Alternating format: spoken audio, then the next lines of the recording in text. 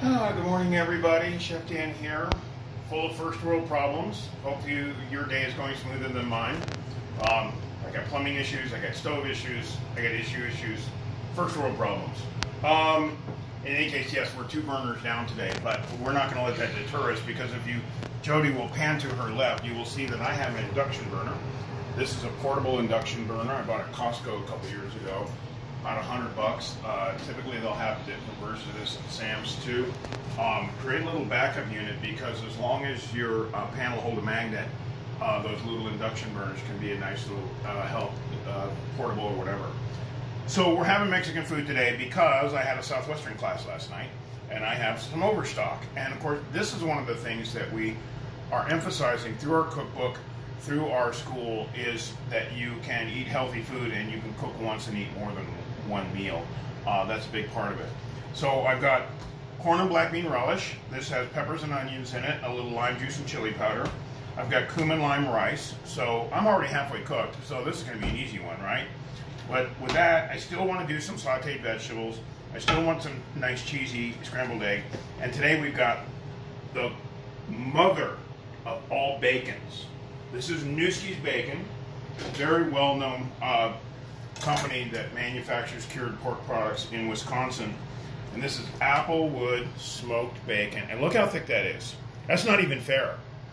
This is 12 ounces of bacon in 4 slices. So each one of these slices is 3 ounces. So we're going to cook these almost like steaks rather than like bacon, just to make it even less fair for the rest of the humanity. So literally, I got a hot skillet, and in they go. We're just going to brown these on both sides, and we're going to have thick, chewy bacon today. Good thing my wife's not having breakfast with us, because she likes thin and crispy bacon. So this is what we call not the wife bacon. However, it's not my wife videoing, it's Jody, and she's like me. She's like, the thicker, the better. We were doing a private class a couple weeks ago, and we had inch-thick slabs of bacon that we cooked like little steaks. It was magnificent. Just magnificent. Okay, I'm down to getting near the nitty-gritty on my little head of orange cauliflower. So we're going to finish this off today. And we're going to get that sliced as soon as we possibly can.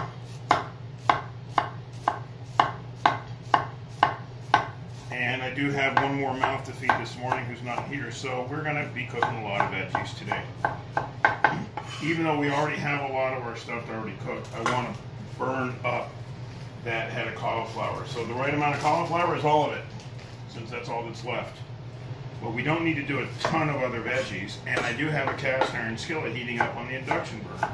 So induction, which is electromagnetic heat, works with cast iron, because cast iron will hold a magnet.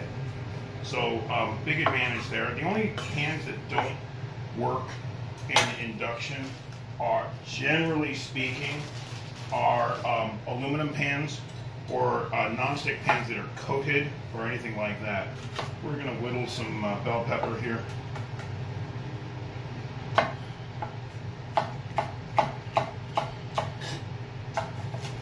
Not much, because there's bell pepper in my corn and black bean relish, but a little bit of fresh just to give us a little love. We don't have to do much in terms of flavoring today either, because we're going to get big flavor from our the lime juice that is permeated within the cumin lime rice and the corn and black bean relish. But we do have to have veg for 3, so we're cooking a lot of veg.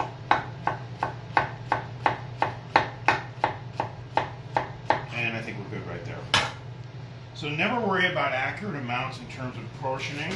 Just remember, it's always approximate. It's with what you have on hand. Those tend to be the more important features. So this, as you can see, this gives you a really accurate reading on your temperature, and these induction burners heat up faster than gas. So when you're ready to use that, just turn it on. 20-30 seconds later, that pan's hot enough to move forward. As you'll see, we've got hot oil already. We're off to the races.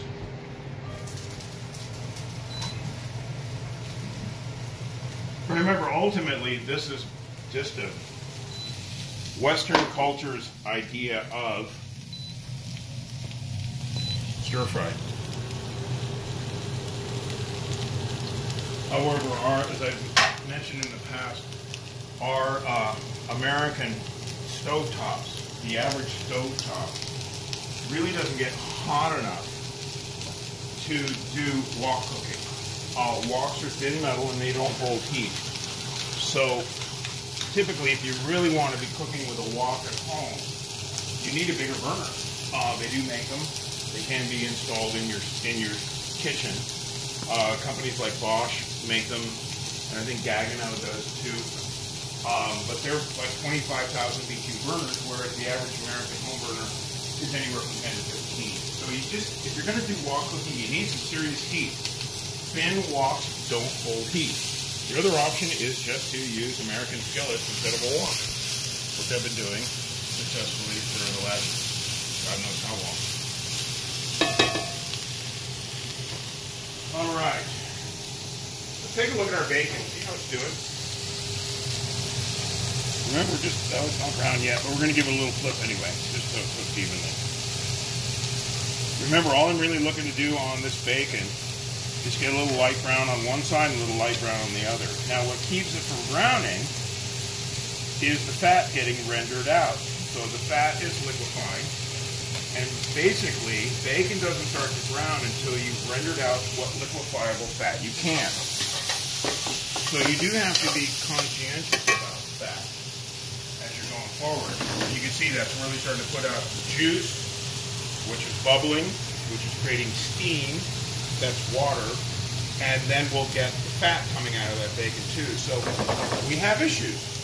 This takes longer to cook. That's all there is to it. Now we got the luxury of a little extra time here, so I'm going to grab a bowl, and we're just going to do some scrambled eggs today, because we're having scrambled eggs. A little bit of goat cheese. As you know, this is goat mozzarella. It's the last little piece I had, so the right amount that we're using is whatever's left over. And then, of course, the rice and the corn black bean relish just need a quick reheat, so we don't have any real issues with that at all. That'll just go right into, you can even pop that in the microwave if you wanted. And this is a lot. That's a pint, so this is more than enough. I'm going to probably finish heating up about 2/3 of this for three hungry mouths, and that should be plenty. No power greens today. I forgot to buy them when I was at the store. Aww. I'm going power greenless. And you can see the veggies are this time cooking faster than bacon, even though the bacon was started first. So I'm going to turn this way down, give myself a chance to get caught up with the bacon, because these veggies are already starting to get tender. And I don't want to cook them into mush. So another cool feature about induction burners, as soon as you take the pan off the burner shuts down. So there's a really nice safety feature there too, and of course no open flame. So if you want more information about induction, you can certainly ask me, but they are become very much mainstream and very affordable in the world of cuisine, so I have nothing better to do than flip my bacon, so we're going to flip it. The other problem is this pan, this is an all-clad nonstick pan. This pan does not work on the induction burner. So, we're cooking here. Literally, I have my serviceman scheduled to come out and fix my burner knobs later today, but that's not good enough for today's shoot. So, we're doing fine there. And in the meantime, what I can do is get ready to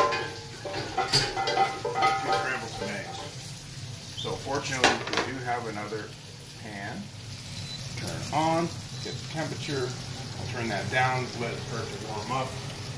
And like I said, if you're going to make an omelet, you need to crack some eggs. So let's get going on this.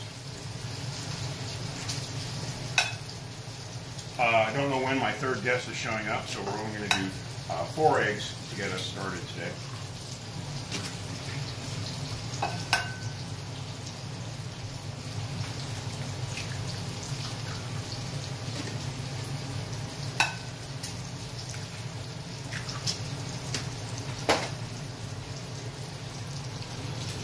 salt and pepper.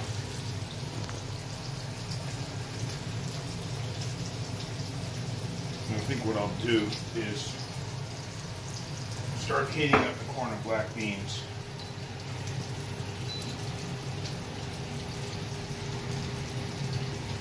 Just because I hate standing around and watching stuff.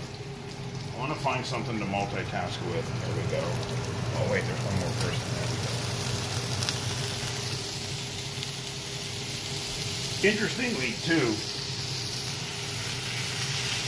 rice and beans makes a complete protein as a rule. As long as you're using decent beans, decent rice, it's a really significant nutrition packet. I was just talking to a friend who grew up in Venezuela. We're talking about authentic Venezuelan cuisine. He says, yes, there's always rice and beans on the plate. It's just a given. So just like we also see that in our Mexican restaurants, that is a prevalent combination in a lot of cuisines around the world. So good to know. Get your trivia answer for today. Because one thing I never try to do too much is put myself out as a knowledgeable nutritionist. We always are just basically going after what is common sense about food. What is common sense about food nutrition? That common sense is generally eating cleaner proteins, eating fresh vegetables, eating whole grains, and trying to get as little processed food as possible. Now, I will make a processed food exception for bacon. So you just have to get over that. All right, we're getting here. We're starting to see a little change in the bubbles. I think we're going to start seeing some, oh, brown on the bacon. Yum. And this is getting hot, so we're going to turn this down. And we got, yum is right. And that's all I need to see. Yeah, we are actually eating our bacon today with a knife and a fork. We're not picking it up with our hands. And we'll just get a little brown on the other side.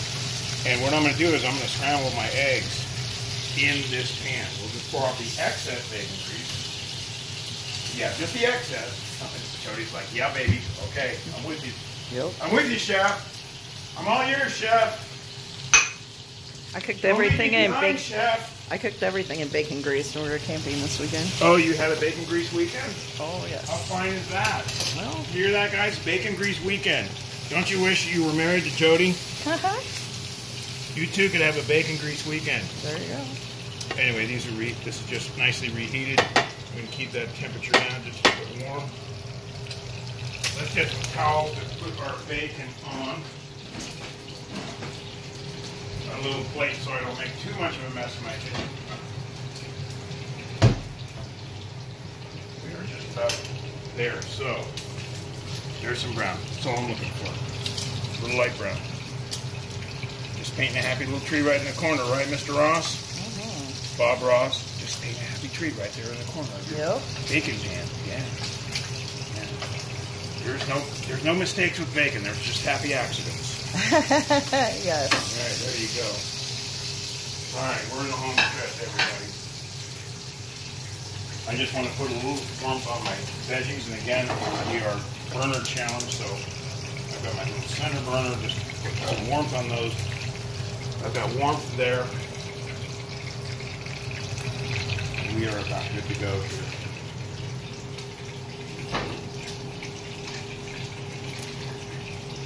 You can eat raw bacon. It's cured. It's not raw anymore. We think of it as raw, but raw bacon is not actually a raw product. It's cured. The curing process is very similar to the same as making lox or gravlax, packing it in sugar and salt and flavorings and letting it sit for a while. So you don't have to cook lox, although I do like them that way. And there we go.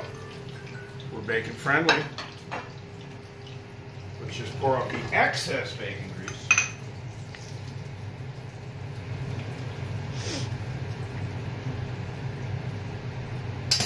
And we're going for the scramble right in there. So, away we go.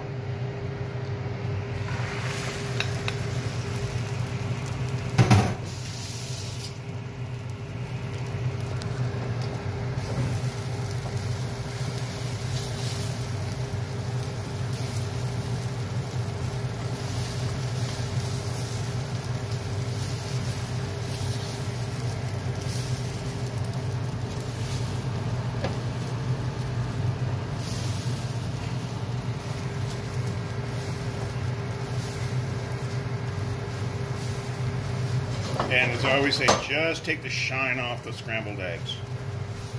I don't like overcooked scrambled eggs. I don't like the way they get all rubbery. So we're good right there. I've never had a complaint yet, so I want to keep that record intact, at least with scrambled eggs. I've had plenty of complaints about other cooking, trust me. You make enough food over 40 years, you're bound to have some people not happy. You're bound to make mistakes. Or my famous line is, we're working at a new club in San Clemente, California, and the chef and I, the great chef, really great along. By then my skills were pretty developed. And after about a month of putting out food, the food and beverage manager, who was still getting to know us, came and said, "Don't you guys ever make mistakes? This is really amazing." And I said, "Of course we make mistakes. We don't serve them. We fix them first." But that was some epic times, a really interesting time in my career. And I'm giving us too much food because I was supposed to save some for Chris. I wondered about that. Yeah, I was, I'm looking at that plate going, my God, are we really that hungry? So we're going to lighten the load here a little bit.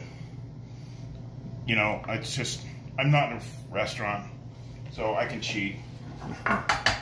There's breakfast number 3. And there's bacon. We're just going to put that right in the middle. We got a couple of slabs each. Oh, wait, let's just go 2.5. I don't want to get too carried away because, it is rich. It's the most amazing flavor of bacon on the planet. Newski's Apple Smoked Bacon. Hope you want to look that up. You can buy those online at Newski's, N-E-U-S-K-I''S. I do not get paid to say that. I wish I did. Every $5 every time I said the words Whole Foods and Newski's, because I would be a rich man. Great stuff. Hope you're enjoying. And we'll see you soon. Take care, everybody.